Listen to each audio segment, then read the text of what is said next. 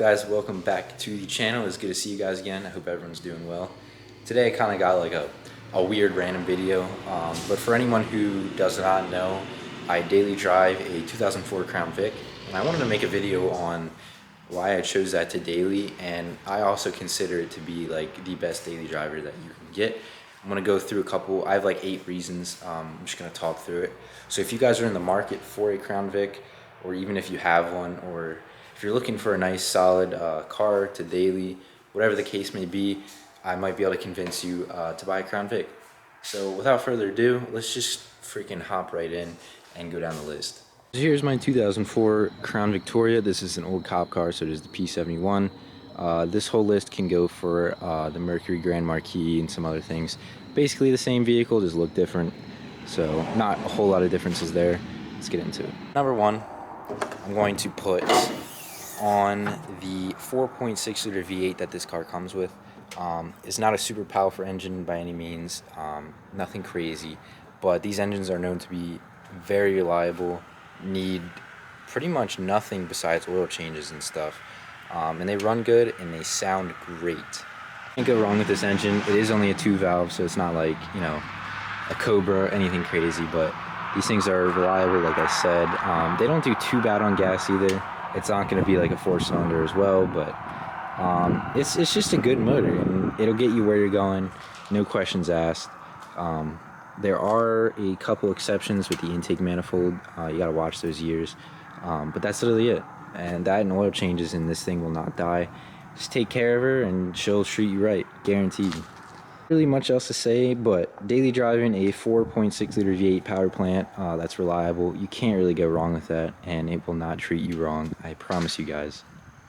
Add into that, I've had my car for roughly a year now, and I've put thousands of miles on it, so I'm talking from experience, like pretty much first year owning experience of the car as well, and I have zero issues. So hop into reason number 2, and that is modifications. Back to the engine real quick. This is the same engine found in the Mustang, and there's a lot of things you can do power wise. You can just do cams, you can do full exhaust.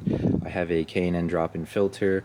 I also have a Marty tune. There's a whole bunch of stuff you can do with this car, like gears, lowering it, you know, different cosmetic things. So these cars are also pretty fairly easy to modify. So if you're looking for that first car that you want to put, you know, some cool parts into, mess around with and modify, this would definitely be the one I would choose. That is just me, my opinion, but these cars are very easy to modify, and there's a decent amount of aftermarket support for them, and you can find a lot of the things you want to do, you want to mess around with. Into this category too, but as for modifications, I have a full speaker system as well. So if you guys are into speaker stuff, you can go crazy with them. Showcase these are my 2 Scar Audio 12 subs. These things rip. And when you get an exhaust on these cars, they sound great. It's a nice unique sound, and I'll just show you guys.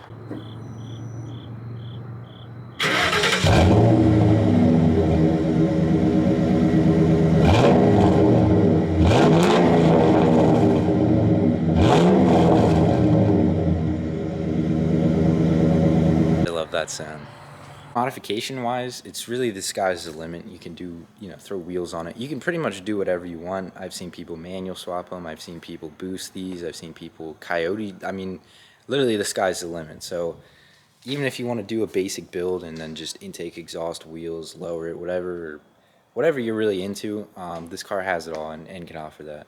Next reason isn't the case for every Crown Vic you're gonna have, but in this instance, this is an old cop car. This has 78,000 miles on it right now. I bought it with a lot less. I put some on. But this car was well maintained throughout its history, and that's what this reason is. They're typically well maintained. If you get a Crown Vic that has formerly been either a cop car, debatable on the taxi part, but basically a Crown Vic that was the used like in service, typically the companies that had them will maintain them, not all the time. You definitely want to look for that, but when I bought this car, I got all of the maintenance records. It just had its oil changed. I mean, had the trans fluid changed.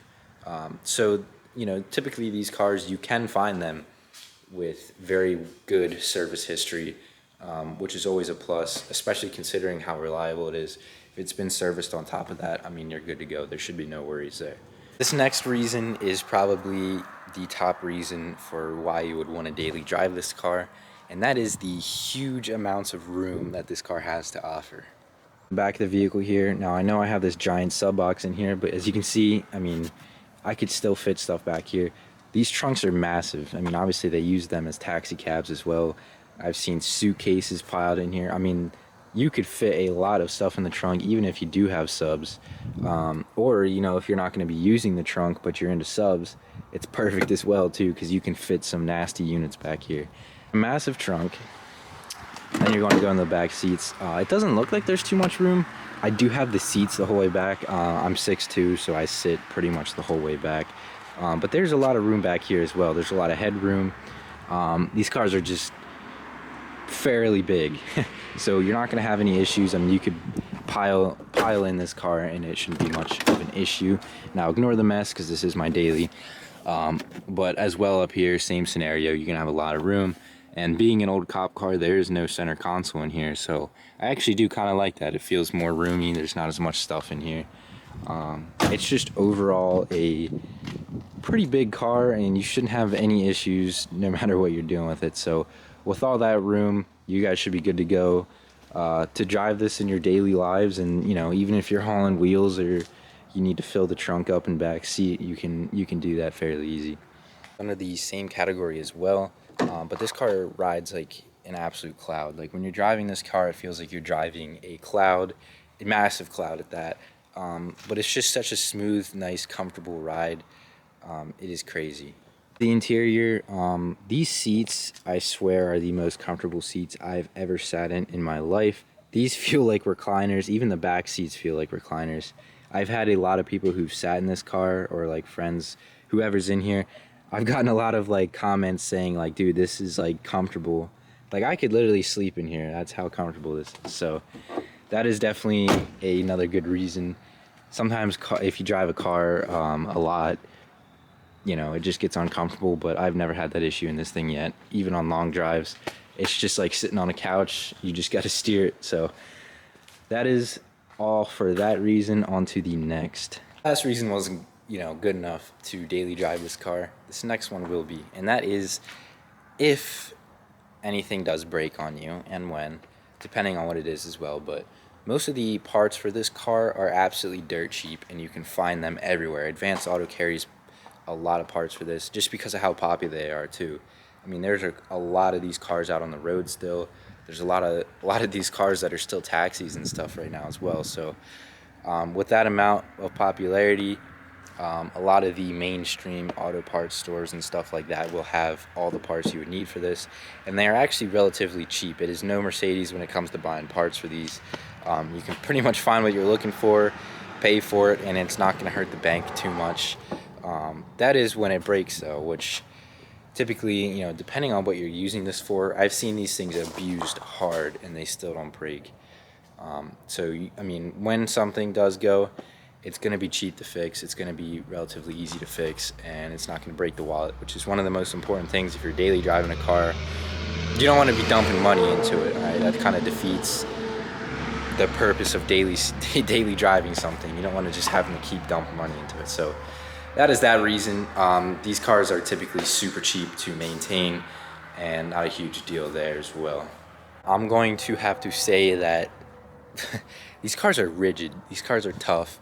If you get a cop car with a bull bar on the front and let's say you get in a collision with a deer, RIP deer, but you're not really going to do much damage to the car. This car has a true frame, unlike all the newer cars that have a unibody. So this thing's like an F100 truck, I believe it is. It's like a frame. It's really a car on a truck frame, basically. So, I mean, this car will handle abuse, and it will take it really well. So you can hit something, you know, no big deal there. Now, with that being said, this car does weigh a lot, but then again, you're not going to be, I mean, you can race these, but if you're using it for a daily driver standpoint, that's not really going to matter too much. But these cars are heavy duty. I mean, these cars were used to be used. So that is that reason. that down just because too, if you guys are 16 or whatever, just getting your driver's or your permit, whatever, that's I've seen a lot of people crash their cars and stuff then too. I'm not saying you can crash this and it's going to be fine, but this thing is a rolling tank, and when I say that, I mean that. So you should be good there. It's a strong, rigid body. I mean, there's not really much else to say other than the fact that it's built Ford tough. I had to, I'm sorry. Next reason kind of changed because these cars are starting to go up in value. But when I picked this up, it had 60 some thousand, and it was $3 grand. So not too crazy on price. You can find these cars a lot cheaper, and don't be afraid if they have more mileage. If they are a cop car, do be aware of idle hours. You can look that up online. There's like a formula for it and stuff. As for price right now, like I said, I have been watching them go up, but you can still find these cars for a relatively good price, and for a first vehicle or daily driver, it's perfect. I mean, that's literally what I use this car for. Hello, I have been modding it, and it's probably going to get modded pretty crazily here soon, but the price, you can't beat the price, really. I mean, you could get other cars for that price, yeah, but with all the other pros about it, I would say that this would probably be one of the best cars you can get in the price range, all depending on the situation. But yeah, you can really find, I mean, you can find them from $2 grand, you can find them at $4 grand. It all depends on what was put into it, the mileage, you know the deal. So if you look hard enough, though, you can find a really good price tag on one of these, and yeah, that's that reason. I mean, you can't go wrong with a fairly priced vehicle that's kind of cheap to maintain. Just can't go wrong. We have reached the last reason. Now, this is a reason where I wanted to make this a reason, but I'm going to put it as people fear you. Now, hold on. Obviously, a lot of people know that these aren't cops anymore, but a lot of people also don't know that these aren't cops anymore. I've had people look at me like I was a cop behind them. People literally get out of my way. I mean, I'm not kidding either. I'm being 100% serious with this. So people literally will fear you a little bit in this car. Now, if you have a cop car looking car, 100% people, you're going to get a lot of people. Now, if you're driving a yellow taxi cab, ex-taxi cab Crown Vic, I'm not sure if the same will apply. But even if you don't have a cop car one and you just have a Crown Vic with 5% tint, people still tend to, I mean, they know that the people who drive these cars like that, I mean, they mean business. So people just steer clear out of the way. So that is the final reason, kind of a goofy reason, but that is a little list I wanted to put together for you guys on pretty much why, I believe the Crown Vic is the best daily driver. Now, I can also include the Grand Marquis and some of the other, like the Lincoln Town Car, I believe it is. I'm going to have them fall under the same category, but if you had to choose between, I would either go with a Grand Marquis or a Crown Vic for sure. So anyways, that's pretty much it. Thank you guys for watching. Hopefully I convinced you to get one, to want one, or maybe I didn't. Make sure you guys comment, leave a thumbs up. If you don't know what we do around here, we're not doing much yet, but we have a lot of stuff planned, and I have a lot of big goals. I do need your guys' help, though. I mean, you guys seem to be enjoying the content I've been putting out, so I appreciate all you guys, and stay tuned for some crazy stuff coming. I'm not kidding either. It takes time, though, and I am only 19, and being a car guy is one of the most expensive hobbies that I know of. So I'm currently grinding as hard as I can to try to make my dreams come true. So again, thank you guys for the support, and I will see you guys in the next video. Peace.